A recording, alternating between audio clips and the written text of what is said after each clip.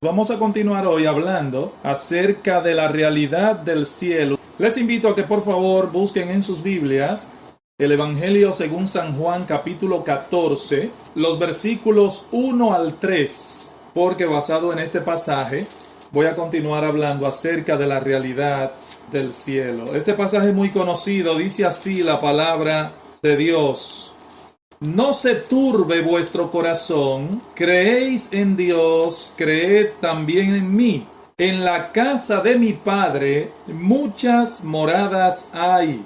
Si así no fuera, yo os lo hubiera dicho. Voy pues a preparar lugar para vosotros, versículo 3, y si me fuere y os preparare lugar, vendré otra vez y os tomaré a mí mismo, para que donde yo estoy, vosotros también estéis.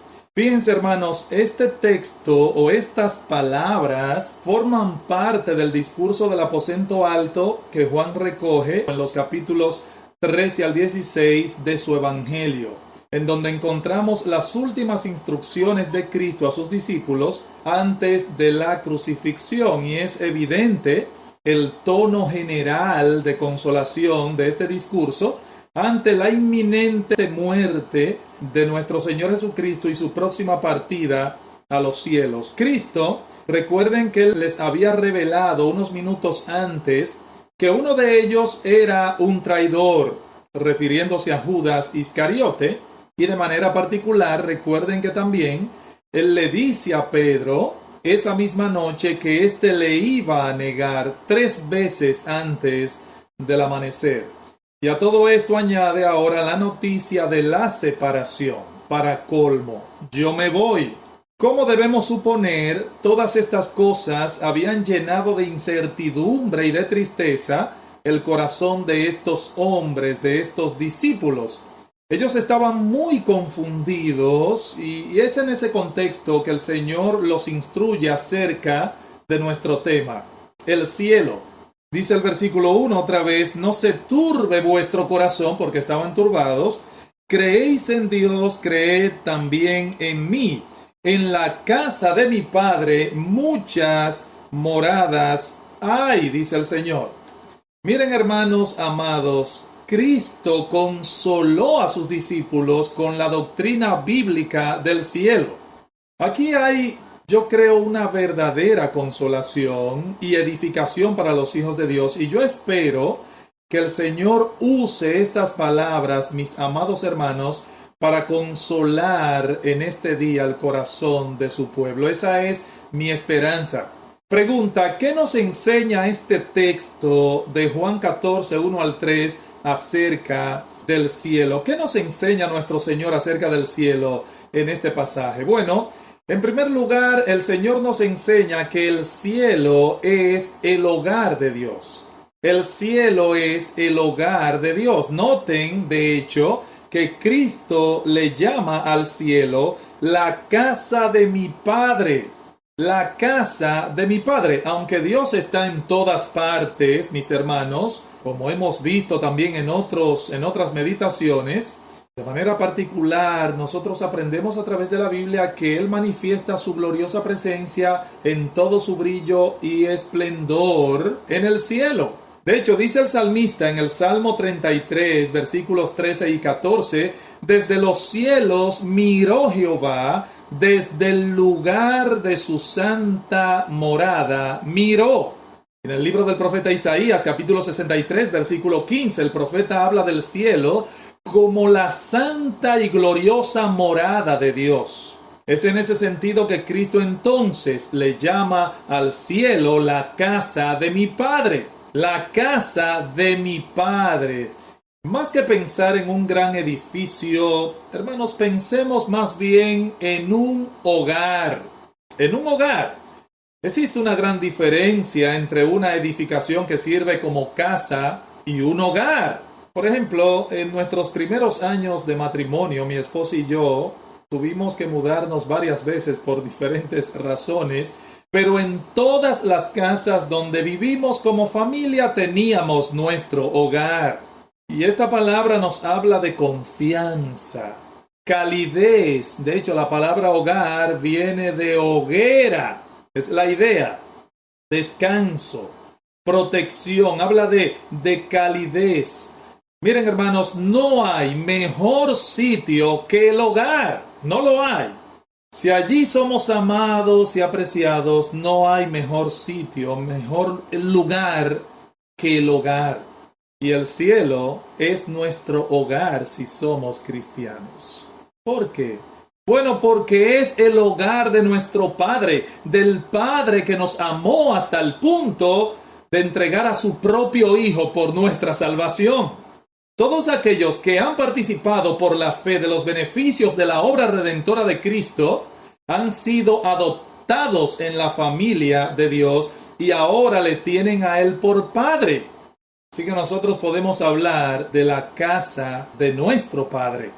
5 veces en el Sermón del Monte Cristo usa la expresión vuestro Padre que está en los cielos. 3 veces se refiere a Dios como vuestro Padre Celestial.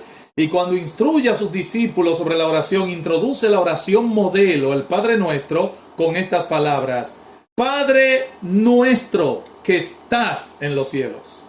Hermanos, ya no somos extranjeros ni advenedizos, dice Pablo en Efesios 2:19, sino que somos conciudadanos de los santos y miembros de la familia de Dios.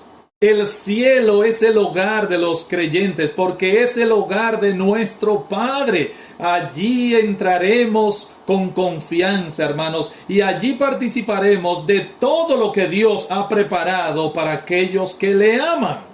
Cuando yo era pequeño, mis padres me enseñaron que no debía de ser confianzudo en la casa ajena, que no era apropiado, por ejemplo, llegar a un lugar y comenzar a abrir la nevera o entrar a las habitaciones y cosas así. Pero había un lugar donde eso no aplicaba, ni aun después de yo haberme casado: la casa paterna. Allí siempre podía entrar en confianza, con confianza podía entrar, porque todo lo de ellos era mío también. Ese es el concepto que Cristo desea traspasar a sus atribulados discípulos en este texto de Juan capítulo 14, versículos 1 al 3. Hermanos, el cielo es la casa del Padre, de mi Padre, dice el Señor, de vuestro Padre. Ese es nuestro hogar paterno, el cielo. Ese es el lugar que el Dios Todopoderoso preparó para el deleite de los suyos en la gloria de su Hijo. ¡Qué bendición! Miren, es imposible para nosotros en nuestra condición actual concebir aún remotamente, hermanos, cómo será ese lugar en el que habita nuestro Padre y donde nosotros habitaremos también. Pero en segundo lugar, Cristo nos enseña en este texto de Juan 14 algo más. Cristo nos enseña en este texto que en el cielo hay un espacio suficiente para todos los hijos de Dios. En el cielo hay un espacio suficiente para todos los hijos de Dios. Dice el texto otra vez: en la casa de mi Padre muchas moradas hay.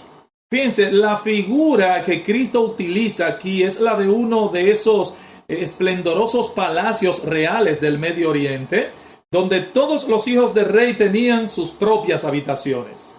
Miren, en el cielo hay lugar suficiente para todos los hijos de Dios, sin que se quede uno solo fuera. Yo creo que una de las cosas más frustrantes que le podrían pasar a un viajero es que al llegar al aeropuerto le digan que el vuelo ha sido sobrevendido y que no hay lugar disponible. Yo me imagino, o al individuo que se ha preparado para asistir a un concierto y cuando llega le dicen que todas las localidades han sido vendidas. No hay lugar, todo está lleno. Miren, hermanos, eso nunca ocurrirá en el cielo. Nuestro Señor Jesucristo nos asegura que la casa del Padre es un lugar espacioso donde hay muchas moradas, muchas mansiones permanentes. Es la idea de la palabra griega que el Señor usa en el texto cuando dice: en la casa de mi Padre muchas moradas hay. Y dice: si así no fuera, yo os lo hubiera dicho. O sea, yo sé lo que hay en el cielo y lo que no hay, porque de allí vengo yo, dice el Señor. Y una cosa que hay en el cielo con toda seguridad es una morada permanente para cada uno de los redimidos. Una mansión que fue comprada, hermanos, no con cosas corruptibles como oro o plata, sino con la sangre preciosa de Cristo. Primera de Pedro 1, 18 al 19. Cuando lleguemos agotados de nuestro peregrinaje terrenal, no encontraremos un letrero avisándonos que no hay vacante.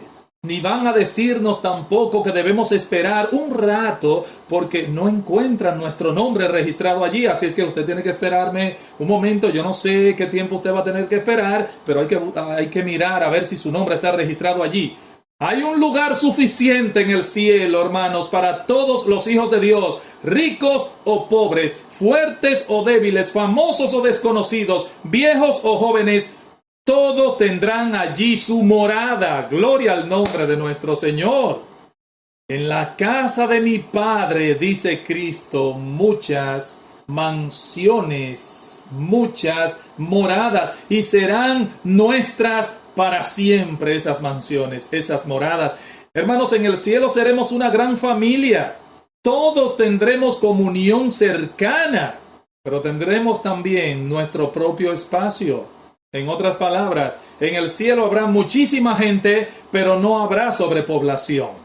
El número de creyentes, estaba mirando, el número de creyentes evangélicos solamente en América Latina aumentó de 50,000 en 1900 a 5 millones en 1950. Luego a 50 millones en 1990. Y hoy yo creo que el número puede estar llegando, hermano, a más de 140 millones. Eso solamente en América Latina. No estoy diciendo en el mundo, solamente en América Latina, mucho más de 140 millones de creyentes evangélicos. Y no olviden que esos números son acumulativos, hermanos. Los que han muerto y los que continúan muriendo se siguen contando y sumando a los que lleguen luego, porque al final de los tiempos, todos los creyentes de todas las épocas y edades entrarán en el cielo. Es por eso me encanta que Juan nos diga en Apocalipsis capítulo 7, versículo 9, que él ve en su visión del cielo. Él dice que vio una multitud que nadie podía contar, de todas naciones y tribus y pueblos y lenguas. Hermanos, en el cielo seremos una gran familia, pero habrá lugar para todos sin que nadie quede fuera. En la casa de mi Padre muchas mansiones permanentes hay, dice Cristo. Allí moraremos eternamente en comunión perfecta con Dios y en comunión perfecta los unos con los otros. Y eso es bueno saberlo. En Apocalipsis capítulo 21, versículo 16, Juan describe lo que vio sobre nuestra vida futura en el cielo y nos habla de una ciudad establecida en cuadro, dice él, en donde la longitud, la altura y la anchura son iguales. 12,000 estadios en cada caso, es decir, estamos hablando, si calculamos, de 2,240 kilómetros de largo, de alto y de ancho. Claro, hermanos, claro. Quizá usted me preguntará, pero pastor, ¿debemos interpretar eso literalmente y decir que en el cielo, o el cielo será una especie de cubo inmensamente grande? No, mi hermano, no. Este es un lenguaje, recuerden, simbólico. ¿Qué otra cosa tiene forma de cubo en la Escritura? Bueno, el lugar santísimo, por ejemplo, aquel lugar del tabernáculo y el templo donde Dios manifestaba su gloriosa presencia en el antiguo pacto, recuerden. Hermanos, el cielo no es una ciudad cúbica, por favor, no lo tomen literal, sino más bien un inmenso lugar santísimo donde todos y cada uno de los redimidos tendremos comunión perfecta con Dios y comunión perfecta unos con otros por toda la eternidad, por toda la eternidad. Miren, es difícil que en las familias grandes no surjan problemas, sobre todo si tienen un trato cercano los unos con los otros. No importa que tantas personas pueblen el cielo, eso no importa. Allí no habrá malos entendidos ni conflictos entre hermanos, nadie se alejará pecaminosamente de nadie, nadie se sentirá excluido, ningún miembro de la familia pensará mal de otro. En esas mansiones habrá paz, perfecta paz, mis hermanos. Pero yo quiero, antes de pasar ya a mi próximo punto para concluir, hay una idea más aquí en este texto de Juan 14 que yo quisiera resaltar. Y es que aquí en Juan 14, Cristo se refiere al cielo como un lugar real y concreto y no simplemente un estado, No nos imaginemos que el cielo es como un estado, es un lugar real. Como yo decía en mi entrega pasada, yo decía que muchas personas tienen una idea muy etérea del cielo, recuerden, de la vida en el cielo. Hay personas que tienen esa idea etérea. Y aunque mucho del lenguaje que se utiliza en la Biblia para hablarnos de este tema es figurado, esas figuras nos hablan de un lugar real y concreto, hermanos. Allí ascendió Jesús cuando concluyó su obra redentora. Allí se encuentra en estos momentos a la diestra del Padre, esperando el día de su venida. Hermanos, el cielo es un lugar espacioso y extraordinario, creado por Dios para manifestar allí su gloria. Un hogar tan magnificente, hermanos, que ninguna cosa de este mundo se puede comparar con él. Así que Cristo nos enseña en este texto que el cielo es un hogar, el hogar de Dios, que allí hay espacio suficiente para todos los hijos de Dios, pero también nos enseña en tercer y último lugar que el cielo es un lugar preparado para gente preparada. ¿Escuchaste bien? El cielo es un lugar preparado para gente preparada. Cristo dice, voy pues a preparar lugar para vosotros, dice el Señor. Ahora noten, hermanos, noten por favor que Cristo no dice aquí a sus discípulos que debía ir al cielo a construirle sus moradas. Eso no es lo que él dice. Esas moradas ya existían de antemano. En la casa de mi Padre, noten, dice Cristo, muchas moradas hay. No que habrán, hay. Ya estaban esas moradas en el momento que Cristo estuvo aquí en la tierra. Y es interesante. Sin embargo, era necesario que ese lugar fuese preparado para nosotros. Por eso él dice, voy pues a preparar lugar para vosotros. Óigame, nadie podrá ir al cielo hasta tanto Cristo completara su obra redentora. Eso es importante. Y hasta tanto los frutos de esa obra le fuesen aplicados eficazmente en el corazón por el poder del Espíritu Santo, nadie podía ir allí. Cristo preparó ese lugar para nosotros a través de su muerte, de su resurrección y de su ascensión. Es a eso que se refiere el autor de la epístola a los Hebreos cuando dice en el capítulo 6, versículo 20, que Cristo entró en el cielo como nuestro precursor. Él fue delante de nosotros y presentó en el trono de su Padre su sacrificio perfecto, por medio del cual todos nuestros pecados fueron perdonados. Solo así, mis amados hermanos, podíamos nosotros tener un título de propiedad en el reino de los cielos. Yo tengo mi título de propiedad y usted también, si es creyente y ha sido lavado con la sangre de Cristo, tiene un título de propiedad en el cielo. Pero no comprado por usted, sino comprado por su Salvador, por mi Salvador. Los discípulos estaban tristes por la próxima partida del Señor, pero Cristo les hace ver que esa separación era necesaria. Él debía morir, Él debía resucitar al tercer día y luego ascender hacia la casa del Padre. Y todo eso con el propósito de preparar ese lugar para ti y para mí, para nosotros. Todo eso con miras a realizar después una reunión permanente con todos los suyos. Esa separación era temporal, pero necesaria, mis hermanos. Sin ella ninguno de nosotros estaría preparado para entrar en el cielo. Así que allí ascendió nuestro Salvador a presentar delante del Padre su sacrificio perfecto para el perdón de nuestros pecados, porque nadie puede ir al cielo teniendo cuentas pendientes con la justicia divina, porque sin santidad nadie verá al Señor. Y allí se encuentra Cristo intercediendo continuamente por los suyos. ¿Para qué? Para que podamos atravesar a salvo por este mundo, a pesar de todos los obstáculos que debemos enfrentar cada día, a pesar de todas las seducciones y peligros de este mundo. Los creyentes llegaremos finalmente al cielo, no solo por lo que Cristo hizo por nosotros con su vida y con su muerte, sino por lo que hace continuamente al interceder a nuestro favor delante del Padre. Dice el autor de Hebreos que Cristo puede salvar perpetuamente a los que por Él se acercan a Dios, viviendo para siempre, para interceder por ellos. Por eso, mis amados hermanos, en el cielo no nos vamos a cansar de alabar a Cristo y de darle gracias, porque todos los que finalmente lleguen allí reconocerán que sin Él nunca habrían sido admitidos. Termino con esta porción.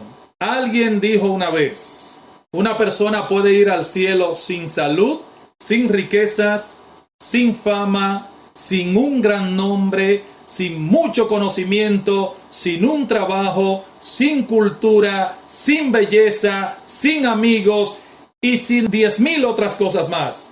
Pero nunca podrán ir allí sin Cristo. Que Dios te bendiga.